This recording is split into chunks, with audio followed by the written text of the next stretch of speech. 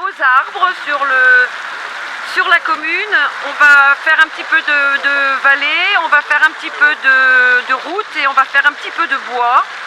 Et je vous souhaite une bonne balade qui va être chantée, contée, bavardée aussi, je pense. Ça y a pas de problème. Et il y en a pour on a chronométré dans les environs de 2 heures, 2 heures et demie. Et donc cette rando sera suivie d'un pot. Et puis j'espère qu'on aura le plaisir de partager le pique-nique avec vous avant d'ouvrir le forum de cet après-midi. Voilà, bonne balade à tous. Et puis on y va, c'est parti. Alors Joël va nous faire un petit historique de ce petit bois de l'an 2000. Donc, suite à la volonté municipale pour le passage de l'an 2000, il fut décidé de planter un arbre par naissance des enfants de l'an 2000. Donc, nous, on a commencé la plantation en 2001, hiver 2001, et fini hiver 2002. C'est à cheval, donc il a fallu mettre... Parce qu'au départ, c'était prévu sur le chemin qui va aux Zopoles. Qui va pas aux Zopoles, qui va à la Chambre des métiers. Route du futur. La route du futur. Pour longer la route du futur. Et après, ça avait été abandonné, je ne sais pas pourquoi. Et donc, il avait fallu trouver un endroit assez vite fait quand même. Donc, ça avait été décidé de le faire ici. Donc, il a fallu concentrer quand même. On les a plantés assez serrés parce qu'il fallait en mettre 106. C'est ça, 106? Oui. Il fallait arriver à en mettre 106 là. Donc, on a réussi à les mettre. Et puis, donc, on a pris une mini-pelle, on a fait les trous, les tuteurs, et ça a été planté. Et ça a été inauguré le 23 février 2002 avec certains enfants et la plantation du dernier arbre. Ça, c'était en 2002. Donc c'était à l'origine, c'était des arbres à 8-10.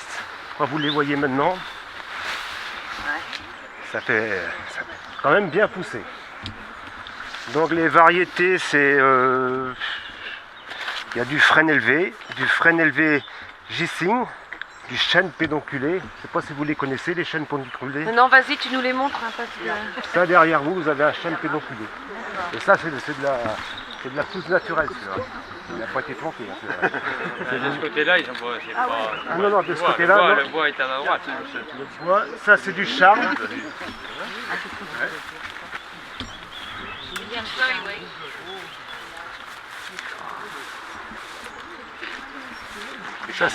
Montre-nous ton charme. Ça, c'est du charme. Un peu plus loin. Tu vas te le mettre dans le dos. Du hêtre pourpre. Pardon. C'est beau ça. Hein, du hêtre pourpre. Tous les ans.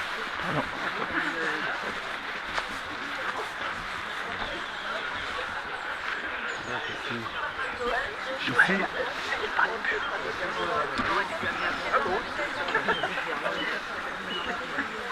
Donc plus loin là-bas, c'est du chêne. Du chêne écarlate. Du chêne écarlate.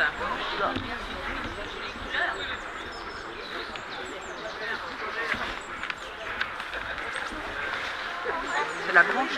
Ouais. Donc il devient rouge l'hiver, à l'automne. D'accord.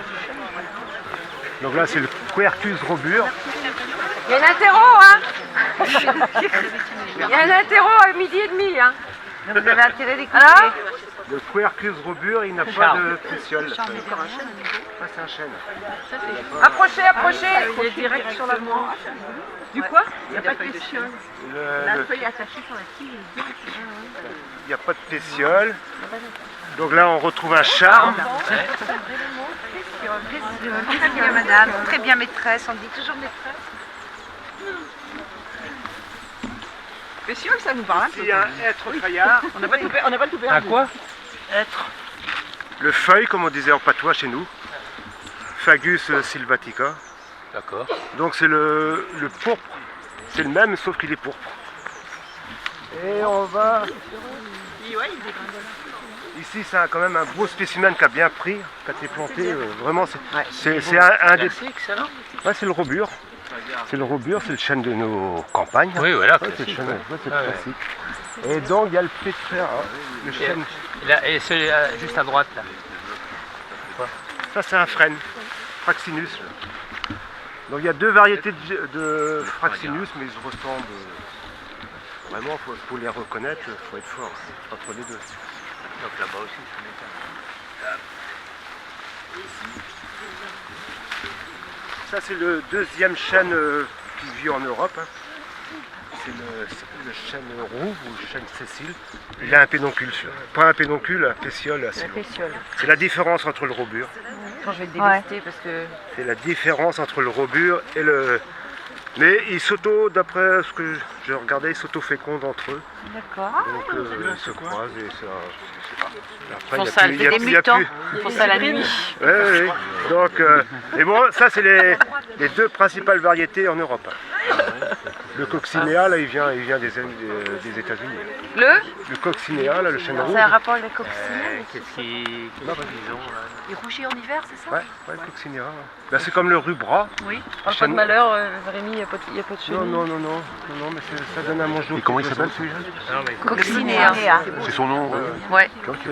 C'est un chêne coccinea. Ah, un chêne, voilà. Le chêne coccinea. Ah, bon, d'accord. Ouais, on voit bien les feuilles, c'est encore la même feuille ça que le ressemble chêne. un peu au C'est ce que je me platane. disais aussi. Et derrière, la dernière variété, c'est le châtaignier. Ah oui, celui-là. Qui commence à être en fleurs, là. Parce que c'est un arbre qui fleurit très tard. Fusillé, c'est plein de châtaigniers. Ouais, c'est ça. Là, c'est ça. Ça, c'est beau aussi. C'est ça. Soit qu'on traverse pour récupérer par la bois, Bon, il faut y aller. à travers le petit bois. Il faut y aller. Ça pousse, 5 minutes. Ouais. Oui, oh, il a un peu. Mais il a une veste, Oui, il en dit plein de choses. il y avait 6 ce matin. Oui, le matin, oui. Il a plus à manger parce que plus on est. Il est moins... Ouais, puis il a l'espace.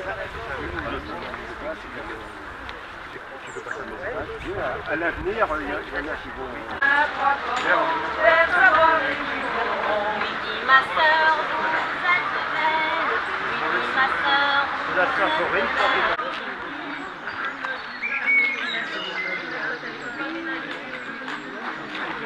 Ici en 76.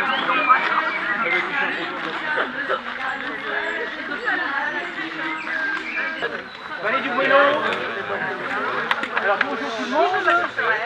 Je m'appelle Yann Lemaire et je suis passionné d'oiseaux de la nature. Et ici, nous sommes dans la vallée du Bueno, bien sûr, et ici au refuge LPO, qui a été créé, mon petit papier, qui a été créé en 2006 grâce à la ville de Ploufragan. Alors ici, il y a un super biotope. Il y a souvent des photographes animaliers qui viennent là. Alors il y a plein de naissances, donc il y a dernièrement pique et pêche. Alors je vous donne des photos là d'oiseaux. Pique et pêche qui sont nés ici, ils sont partis semaine dernière. Il y a la citelle torche-peau, vous regarderez les noms. Juste dans le petit bois là. Et puis bonne nouvelle, alors je ne veux pas vous envoyer un faire-part, mais ça fait un moment que je n'ai pas vu les écureuils, je comprends pourquoi maintenant. Il y a 2 petites naissances, 2 petits écureuils. Ah, c'est super. Alors, je vais vous parler un petit peu, pas longtemps, parce que j'ai 5 minutes. Vous avez un sacré programme chargé. Quelqu'un qui dit oui. Alors, de nichoir à mésange. Ah oui, il y a un nichoir à mésange ici. Alors, cette année, il y a eu à peu près 114 mésanges bleus et 37 mésanges charbonnières sur 24 nichoirs. Il y a un nichoir qui s'est envolé. Ça arrive des fois, il s'envole à la migration. Alors, vous pouvez placer un nichoir à mésange chez vous, c'est un super insecticide. Alors, entre la naissance et l'envol, 18 jours, et en 18 jours, les parents vont vous attraper 10 000 insectes, qui représentent vers la fin 500 fois par jour. Alors, plus besoin d'insecticides, elles cherchent des chenilles des araignées, des pucerons, enfin, pas à la fin, au début. Et puis, vous avez un super spectacle en plus, c'est super. Alors, est-ce que vous avez... Alors, cet après-midi, je tiens un stand sur les oiseaux de la nature, de 14h à 17h, donc on pourra causer plus longtemps si vous avez des questions à poser. Oui. Ah ouais. Alors, ça pousse. D'accord. Donc ici, c'est. Bah, de toute façon, ça interdit la chasse, hein, c'est en ville, mais en plus, ça, c'est une réserve. Et encore, la ville de Ploufragan a d'autres idées encore. Je ne veux pas en parler, mais pour protéger en plus le bois encore. Comment? La Ligue Protection des Oiseaux. L'adresse, c'est-à-dire, bah, vous tapez, c'est le siège social est à Rochefort. Alors donc là, les oiseaux blessés, on ne va pas trop parler, les oiseaux blessés, donc il faut les emmener sur le samedi, dimanche, à France Express, derrière concessionnaire Peugeot, et il y a tous les jours, je ne sais pas à quelle heure le départ le matin, qui les emmène à l'île Grande. Donc vous n'avez pas besoin de vous déplacer jusqu'à l'île Grande.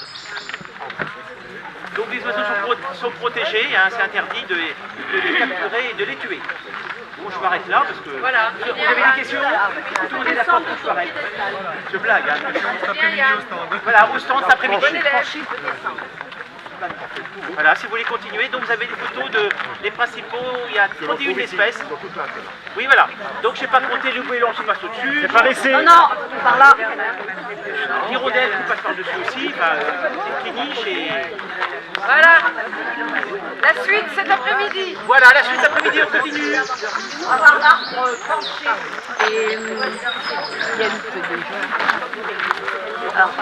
Merci d'être venu. Bon, au revoir, merci. Hein.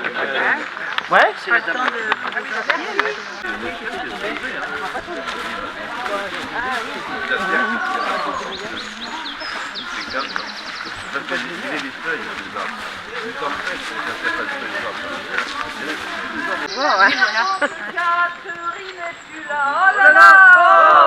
Les trous qu'on voit par terre. Sur mon oui, Campagnol. De son petit train-train malurette, de son petit train-train malura. J'appelais la servante Catherine, es-tu là? Catherine, es-tu là? J'ai appelé la servante Catherine, es-tu là? Catherine, es-tu là? Va-t'en dire à ma mère que je suis au trépas. Oh là là, oh, de son petit train-train malurette, de son petit train-train malura. De son petit train-train malurette, de son petit train-train malura. Va-t'en dire à ma mère que je suis au trépas, que je suis au trépas. Va-t'en dire à ma mère que je suis au trépas, que je suis au trépas. La vieille qui était ficelle avant sa petit pas. Oh là là, oh, de son petit train-train malurette, de son petit train-train malura. De son petit train-train malurette, de son petit train-train malura. La vieille qui était ficelle avant sa petit pas, avant sa petit pas. La vieille qui était ficelle avant sa petit pas, avant sa petit pas. Par le trou de la serrure, la bonne femme regarda. Oh là là, oh, de son petit train-train malurette, de son petit train-train malura. De son petit train-train malurette, de son petit train-train malura. Par le trou de la serrure, la bonne femme regarda, la bonne femme regarda. Par le trou de la serrure, la bonne femme regarda, la bonne femme regarda.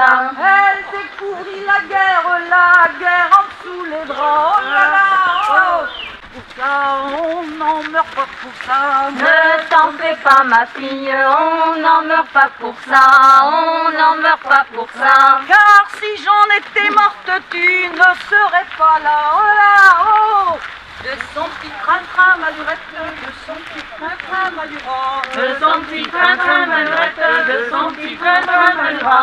Car si j'en étais morte, tu ne serais pas là, tu ne serais pas là. Car si j'en étais morte, tu ne serais pas là, tu ne serais pas là. Ni toi, ni ta petite sœur, ni ton frère Nicolas. Oh là là, oh, de son petit train-train malurette, de son petit train-train malurette.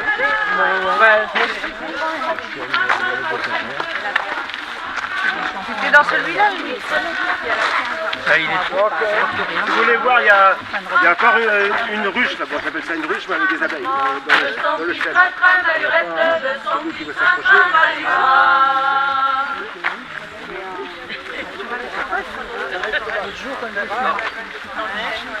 je suis pas traîné, hein. Il y aura des guêtres.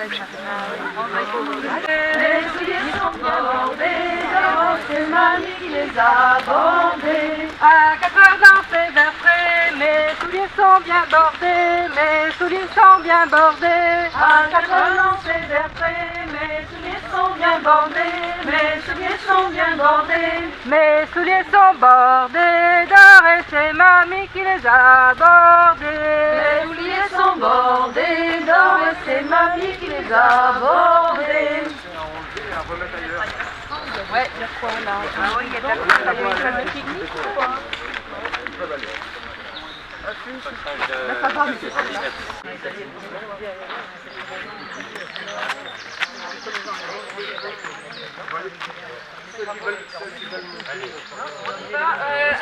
Donc c'est un vestige quoi. Donc là il devait avoir des prairies, il devait avoir... La ferme était là-bas derrière là. Donc c'est le seul et unique représentant de la haie bocagère des années 50. La haie bocagère c'est du Moyen-Âge, des années 30. L'expansion. Il y a déjà une belle conférence. 85, 30 ans. 30 ans. C'est un des plus gros de la région, je pense. Donc l'explication, parce que l'espace vert ici a été conçu 100% communal. Pascal, Pascal. Pourquoi il pousse autant? Alors pourquoi il pousse autant? Pourquoi, oui. Donc ici, on sait parce que c'est une réalisation 100% communale. Hein. Les bordures, le semis du gazon, les plantations, il y avait des haies qui ont été arrachées. Donc là, vous voyez, il y a une bouche d'égout. Et là, il y a un puits perdu. Ah d'accord. L'eau, donc il est sur le puits perdu, il y a de la caillasse, il a tout pour pousser. Et donc c'est pour ça qu'il s'est développé comme ça. Donc lui, il a eu la chance de sa vie, quoi. La chance de tomber sur le puits perdu. Donc il tombe l'eau, là, à l'époque on n'avait pas fait de tranchée de raccordement, on avait fait un puits perdu. Pour que comme il y avait des jeux, là, le petit espace stabilisé soit drainé. Quoi. Là l'explication pourquoi il pousse comme ça. Parce qu'il y a toujours, quand un arbre se fait, il y a toujours une explication sur le sol. Alors l'histoire que je vais vous raconter, je vais vous dire déjà, j'espère que je vais bien m'en souvenir parce que je vais commencer à l'apprendre il y a 3 jours. C'est une histoire par rapport à la forêt, puisque moi j'ai des programmes, j'ai d'abord des comptes sur ça, puis alors j'ai chaque chose en son temps, et puis voilà. Et après j'en prépare pour mercredi sur le Japon, donc vous voyez, j'arrête pas. Donc là, alors vous avez vu ici toutes les constructions, vous avez vu les chênes dans la forêt. Et bien là c'est une histoire qui s'est passée il y a bien longtemps. Il y a un bûcheron et sa femme qui s'appelle Rosemary, qui sont arrivés un jour à l'orée d'une grande forêt de chênes. Rosemary attendait un enfant et puis il n'avait plus de logement. Et le bûcheron, il connaissait très bien les arbres, la forêt. Il s'est approché du plus vieux chêne. Il a posé son oreille contre le tronc et longtemps, il a écouté le chêne. Lui, il les comprenait, mais il savait que le chêne lui répondait aussi. Et là, il a compris ce qu'il devait faire. Alors il a pris sa plus belle hache et il a coupé le chêne. Avec ce bois, il s'est construit une maison. Il a construit aussi une table, des chaises, un buffet, un lit, le principal qu'il puisse y avoir dans une maison, et aussi un grand coffre en bois. Rosemary, sa femme, elle, avec un petit morceau de bois, elle a fabriqué une poupée. Une poupée toute creuse. Je vais vous montrer un petit peu comme ça. Avec un ventre rebondi. Ça grince un peu. Elle a construit une autre petite poupée, une poupée plus petite. Et à l'intérieur de cette poupée, elle en a fait une troisième. Et elle a dit à son mari, tu vois, la grande, c'est moi. Celle-ci, la deuxième, ce sera Violette, notre fille.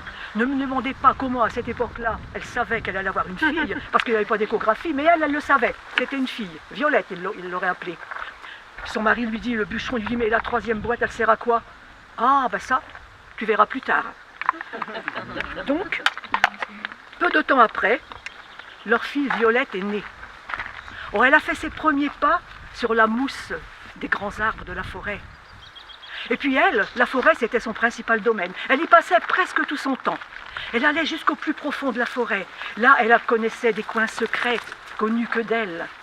Elle avait des petits trésors aussi. Et puis, quand elle allait comme ça dans la forêt, elle cueillait quand c'était l'époque des fraises des bois, ou elle cueillait des fleurs. Puis elle ramassait aussi toutes sortes de graines dont elle remplissait ses poches. Et les années ont passé comme ça. Elle a grandi. Et puis un jour, elle était devenue très grande, elle s'est mariée. Mais juste à ce moment-là, la grande forêt de chênes a commencé à changer. On a vu des chênes là remplacés par une forêt de pierres. Et un jour qu'ils étaient à se promener comme ça à l'orée de la forêt de grands chênes, ils ont vu des grands camions de chantier qui s'avançaient. Et peu à peu, la forêt de chênes n'existait plus. Il n'y avait que du béton partout.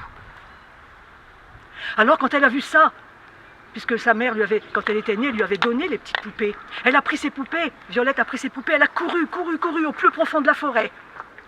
Et là, elle a retrouvé ses coins secrets, elle a retrouvé tous ses trésors. Et elle a ramassé les graines qu'elle a pu trouver. Elle en a rempli la 3e petite poupée. Et elle est rentrée chez elle. Elle est allée les cacher dans le fond du grand coffre. Elle l'a fermé à clé. Et pendant toutes ces années, le coffre est resté fermé. Et puis, Violette s'est mariée. Elle a eu une petite fille qu'elle a appelée Lily. Mais si Violette avait fait ses premiers pas sur la forêt toute douce, là, sur la mousse toute douce de la forêt, Lily a fait ses premiers pas sur le béton. Et comme sa mère avait peur qu'elle s'ennuie, elle n'aurait pas de secret, comme elle avait vécu.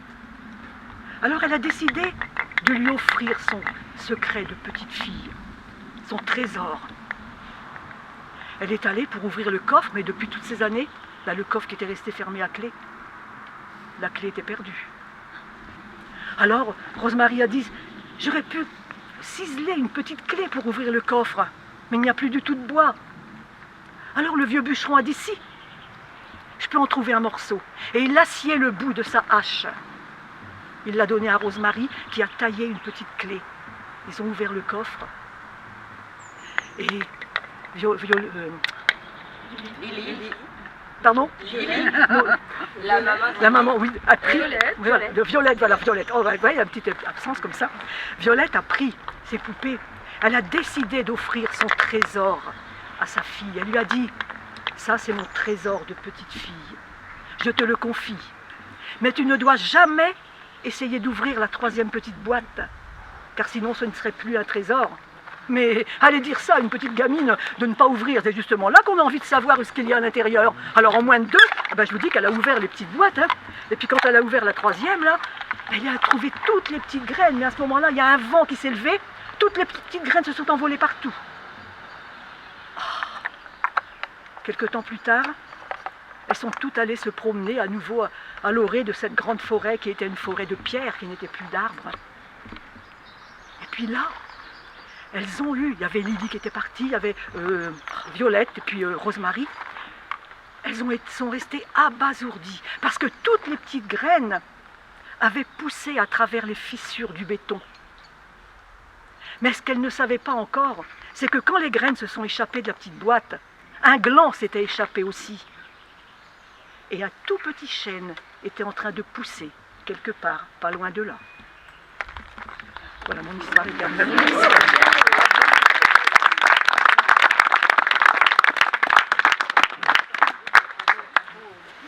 Voilà, merci.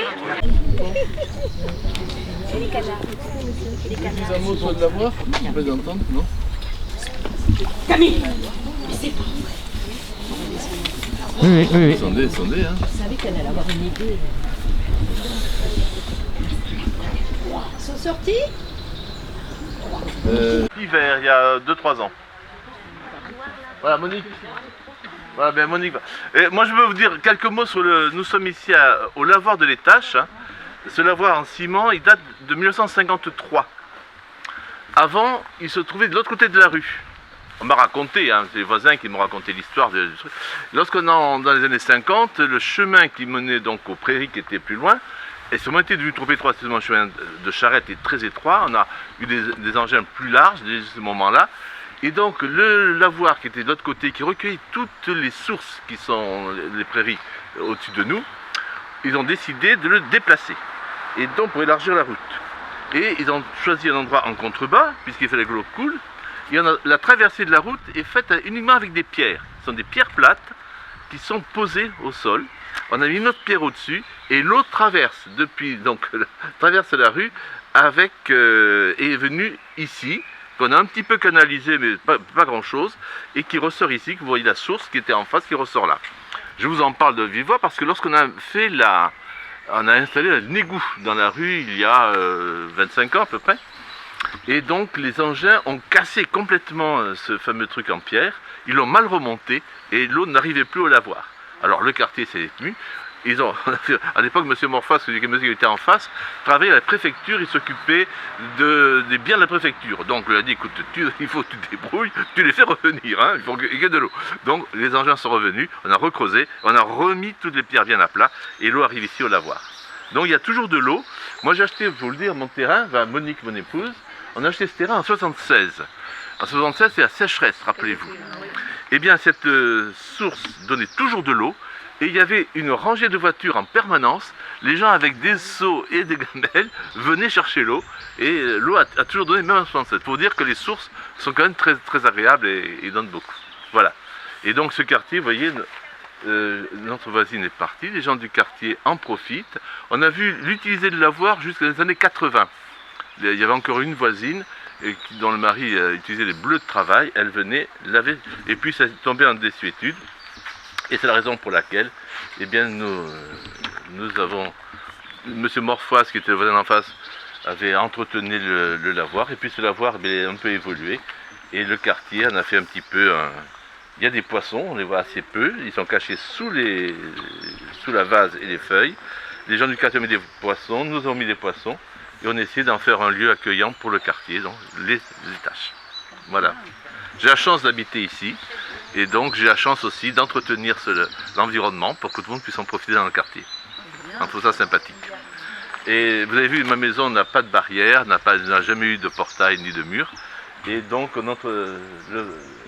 il n'y a pas de portail ni de mur pour aller plus loin, pour aller visiter la vallée. Vous avez le petit ruisseau en bas, ça s'appelle la Prée, qui est en fait que dans certains guides on l'appelle le ruisseau du Guédic aussi, parce qu'il vient des Châtelets, et puis après il va former le Guédic, quand il va rejoindre le ruisseau des Châtelets qu'on a suivi rue du Guélo tout à l'heure, qui passe sous la 4 voies, et qui rejoint le ruisseau de la Villejoie, qui vient de Saint-Brieuc, Villejoie, et tout ça, ça se rejoint, ça revient à l'étang des Châtelets, et après l'étang des Châtelets, ça porte un nouveau nom, ça s'appelle le Guédic. Donc ici, l'après, c'est le début du Guédic. Voilà, on peut se promener si vous voulez faire un tour, et puis, avec plaisir. Mais tu peux, on peut, ceux qui veulent descendre, hein,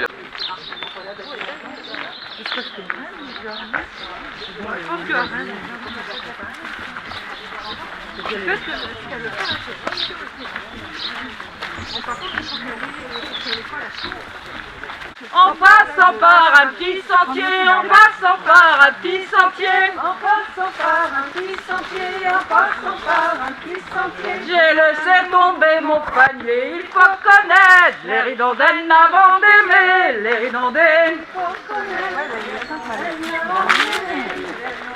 J'ai laissé tomber mon panier, j'ai laissé tomber mon panier. Mon panier, le fils du roi l'a ramassé. Il faut connaître les ridondaines avant d'aimer les ridondaines. Il faut connaître les ridondaines avant d'aimer les ridondaines. Le fils du roi me l'a ramassé. Le fils du roi me l'a ramassé. Le fils du roi me l'a ramassé. Le fils du roi me l'a ramassé. Monsieur, rendez-moi mon panier. Il faut connaître les ridondaines avant d'aimer les ridondaines. Il faut connaître les ridondaines avant d'aimer les ridondaines. Monsieur, rendez-moi mon panier. Monsieur, rendez-moi mon panier. Monsieur, rendez-moi mon panier. Monsieur, rendez-moi mon panier. Car mon mari est dans ce pré. Il faut connaître les ridondaines avant d'aimer les ridondaines. Il faut connaître les ridondaines avant d'aimer les ridondaines. Car mon mari est dans ce pré. Car mon mon mari est dans ce pré, car mon mari est dans ce pré, car mon mari est dans ce pré. il est jaloux, vous le savez, il faut connaître les ridondaines avant d'aimer les ridondaines. Il faut connaître les ridondaines avant d'aimer les ridondaines. Il est jaloux, vous le savez, il est jaloux, vous le savez. Il est jaloux, vous le savez, il est jaloux, vous le savez. J'aimerais que tous les jaloux noyés, il faut connaître les ridondaines avant d'aimer les ridondaines. Il faut connaître les ridondaines avant d'aimer les ridondaines. J'aimerais que tous les jaloux noyés, j'aimerais que tous les jaloux noyés, J'aimerais que tous les jaloux noyés, j'aimerais que tous les jaloux noyés. et mon mari à moi le premier, il faut connaître les ridondaines avant d'aimer les ridondaines. Il faut connaître les ridondaines avant d'aimer les ridondaines. Et mon mari à moi le premier, mon mari à moi le premier. Et mon mari à moi le premier, mon mari à moi le premier. Je serai vite remarié, il faut connaître les ridondaines avant d'aimer les ridondaines. Il faut connaître les ridondaines avant d'aimer les ridondaines. Je serai vite remarié, je serai vite remarié. Je serai vite remarié, je serai vite remarié. Avec un garçon boulanger, il faut connaître les ridondaines avant d'aimer les ridondaines. Il faut connaître les ridondaines avant d'aimer les ridondaines. Avec un garçon boulanger, avec un garçon boulanger. Avec un garçon boulanger, avec un garçon boulanger. Il fera vivre sans travailler, il faut connaître les ridondaines avant d'aimer les ridondaines. Il faut connaître les ridondaines avant d'aimer les ridondaines. Il faut connaître les ridondaines avant d'aimer les ridondaines. Il faut connaître les ridondaines avant d'aimer les ridondaines. Oh, ça se prêtait bien en plus là. Bravo! Il a été émondé. Comme vous n'avez pas le droit de suivre les arbres, donc ils les émondaient tous les 9 ans.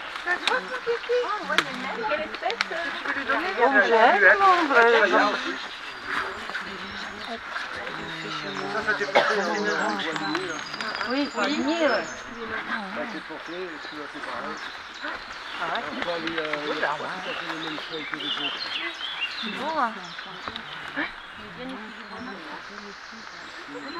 Les branches sont pas Là, on devine un ancien comme moi.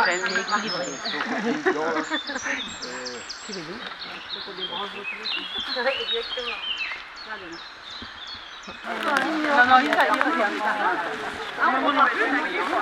Ah non,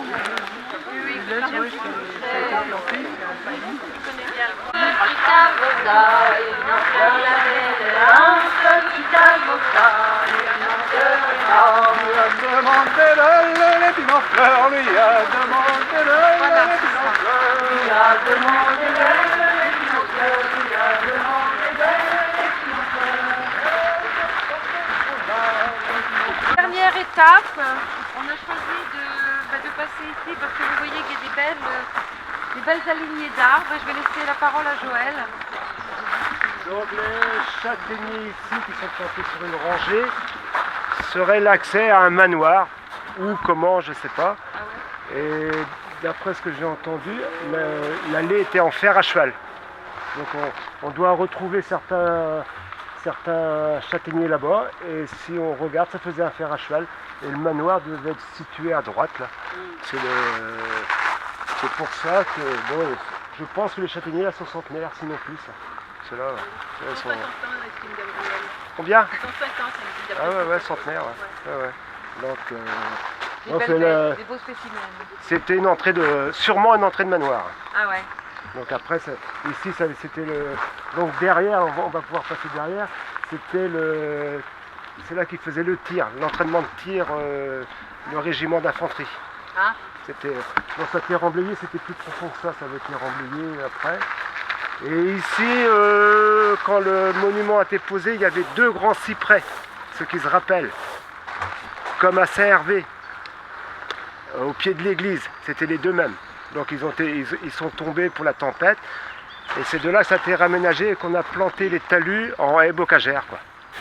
Ici, il y avait, en 87, c'était un vrai C'était un vrai chantier. Il y avait des chênes, pareil, qui étaient centenaires. Là. Tout ça s'était couché. Là. Donc ça a été replanté par des chênes des marais, palustris. On dit qu'ils aiment les pieds dans l'eau et là c'est sec. Mais bon, ils se plaisent. Ils se plaisent et il faut venir à l'automne, ils sont magnifiques.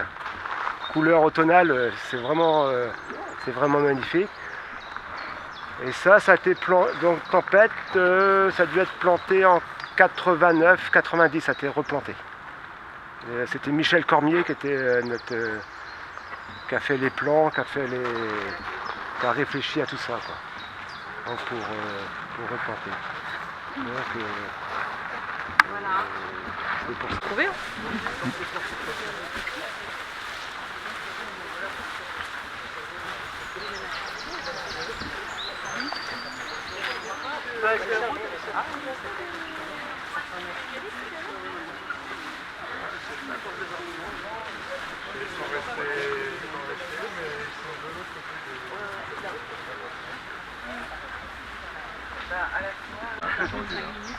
Ah, non, c'est par là. Ah, les châtaigniers, c'est immortel. Parce que quand on le coupe, ça repousse au pied. On peut considérer que c'est un arbre immortel. Alors, je vais vous emmener, venez, rapprochez-vous. Je vais vous emmener un tout petit peu à l'est de la Bretagne, à Strasbourg. Alors, il y avait un petit gars qui était orphelin et qui vivait avec sa grand-mère. Alors, autant dire que c'était pas la grande richesse. Et on arrivait à Noël, et vous savez bien qu'en Alsace, eh ben, il y a les marchés de Noël, c'est fameux, c'est super. Alors on trouve de tout, des jouets, des gâteaux, enfin de tout. Sauf que eux, il faut quand même un peu de sous pour acheter les gâteaux et tout ce qu'il faut pour Noël. Alors le petit gars, il voit bien que sa grand-mère, elle mange pas beaucoup parce qu'elle essaye d'économiser pour s'acheter une petite part de gâteau pour son petit-fils surtout. Et c'est des gâteaux où il n'y a pas beaucoup de sucre. Mais quand vous en mangez pas souvent, c'est quand même pas mal. Alors il se dit, je vais quand même aider ma grand-mère. Alors il a l'idée de prendre son canif, il va dans la forêt et puis il découpe soigneusement les racines de 2 petits sapins pour aller les vendre comme sapins de Noël. Le voilà parti à travers la ville de Strasbourg, toc toc toc. Et puis la réponse est à peu près toujours la même. Qu'est-ce que c'est? Voilà, j'ai des petits sapins de Noël, c'est pas mal. Vous mettez des boules dorées, puis vous découpez des étoiles en papier. Ça, les enfants aiment bien ça, c'est très agréable. Ah revenez l'année prochaine, on a déjà le nôtre. Toujours la même réponse, il s'était peut-être pris un petit peu tard, quoi. Alors, il se décourage, puis il voit une maison à la sortie de la ville qui a l'air pas mal, une petite maison où il y a l'air d'avoir de la lumière. Toc toc, qu'est-ce qui vient m'embêter la veille de Noël? Ah, c'est mal parti. Il entend un bruit de sabot, la porte s'ouvre, il voit un espèce de géant, enfin on lui voit avec les yeux tellement il a de barbe, il a la barbe noire. Alors, qu'est-ce que tu viens? Qu'est-ce que tu veux? Dis, parce que ça se refroidit, là, j'ai ouvert la porte. Ah oui, mais le petit, il a eu le temps de voir qu'il y avait déjà un beau sapin avec des têtes petits fils dorés, argentés qui descendaient. Et puis il a vu trois enfants qui étaient heureux, qui étaient en train de danser autour du sapin et qui dansaient à l'honneur de la mère Loa, parce que Loa, elle était à cuire. Alors là, je vous dis pas l'odeur. Il n'y a aucun parfumeur qui a réussi à leur produire. À ce jour, même maintenant. Bon, le petit, il se dit, voilà, je venais proposer mes petits sapins, mais je vois bien que vous avez déjà tout ce qu'il faut. Mais tu sais pas à qui tu parles, t'as devant toi le syndic des pépiniéristes de la ville. Et tu veux me vendre tes 2 sapins rabougris. J'en ai vendu 100 au bourgeois de la ville, j'ai pris le plus minable, et puis il arrive encore à mon plafond. Alors, il siffle son chien, il avait un chien avec les pattes rouges, et puis les oreilles coupées qui n'avaient pas l'air très commodes, un chien de garde. Le chien rentre, la porte se ferme, là, et là le petit est reparti avec ses 2 sapins. Mais Maître Edel, car c'est comme ça qu'il faut l'appeler, il y a eu quelque chose qui s'est passé dans son cerveau et qui lui a dit, comme une sorte de petite voix, mais Edel, t'as pas toujours été le syndic, t'as eu la chance d'avoir la santé, t'as eu la chance d'être costaud, et puis t'as eu la chance tout court. Sinon, tu serais pas là et tes enfants, ils seraient peut-être en train de traîner, en train d'essayer de ramasser un petit sapin pour aller le vendre. Alors, il se précipite vers la porte, il ouvre la porte, il dit « Viens par ici, petit ». Et puis, il voit l'image du petit qui se découpe sur la neige. Puis, il lui dit « Ben, viens ici, David, parce que moi, j'ai l'habitude de me faire appeler Goliath, parce que je suis grand, mais je suis aussi vilain que lui. » Ah. Alors, il ouvre un tiroir, il sort une pièce qui a été fondue par les artisans de Strasbourg et qui vaut autant que celle de Paris, une petite pièce en or. Alors le petit qui lui dit, mais faut pas se moquer de moi, là, j'ai de quoi vivre pendant 1 an avec ça. 1 an, peut-être pas, mais c'est ma volonté, tu l'as mérité. Alors, le petit, il repart parce que Madame Edel, pendant ce temps-là, elle lui coupe une bonne tranche de loi. Et puis, les enfants qui avaient bon cœur, ils lui enveloppent une bonne part de gâteau. Ah il n'avait jamais vu ça de sa vie, c'est quand même gentil, quoi. Bon, le voilà parti. Et puis, Maître Edel, il met de côté, dans un coin de la pièce, les 2 sapins. Puis voilà tout le monde qui festoie. Le lendemain matin, c'était donc le 25 décembre, le jour de Noël. Alors, Madame Edel, qu'est-ce qu'elle fait ce jour-là? Il faut bien un petit peu passer un coup de balai, nettoyer le reste de la veille. Et puis, elle pousse les 2 sapins sur le trottoir où il y avait de la neige. Puis les enfants, ils étaient à se bagarrer avec des boules de neige, tout ça. Alors, ils voient les 2 sapins, et puis, comme un jeu, ils prennent les 2 sapins, et puis ils font comme leur père, comme ils ont vu faire leur père et ses ouvriers. Ils vont les planter derrière l'église qui se trouvait juste derrière. Alors, arrive le moment d'aller donc à la messe pour Noël, quoi. Et puis bien sûr, Maître Edel, il a mis sa belle redingote et il se met à sa place favorite, c'est-à-dire devant avec sa belle redingote. Eh bien, croyez-moi si vous voulez, il y avait un vitrail dans l'église avec une colombe. Et à un certain moment, la colombe s'est envolée, s'est posée sur l'épaule de Maître Edel et a dit « Le voilà celui-là, qui a aidé un enfant pauvre dont personne ne voulait. Allez donc voir dehors. » Alors tout le monde s'est précipité dehors et là, on a vu les 2 petits sapins. Il y avait quelque chose de magique qui s'était produit dans cette jour de Noël. Et les 2 sapins étaient devenus 2 énormes arbres où on aurait pu tailler les mâts d'un navire. Alors ça préfigurait peut-être l'avenir du petit, parce que le petit, il était peut-être pauvre, mais il n'était pas bête. Et avec le petit sou, il l'a bien investi, il s'est formé, et je me suis laissé dire qu'il était devenu un des plus grands pépiniéristes de la ville, après coup. Alors, excusez-moi de vous avoir raconté une histoire un petit peu optimiste, mais rassurez-vous, vous regarderez le journal de 20h ce soir, et ça fera l'équilibre.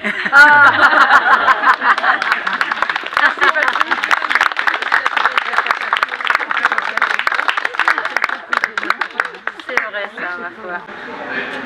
Malgré que c'est léger, c'est aussi le machin pamplemousse. Posez pamplemousse. C'est bon alors. Il mousse. Bien, tu veux? Rosé. C'est rosé pamplemousse?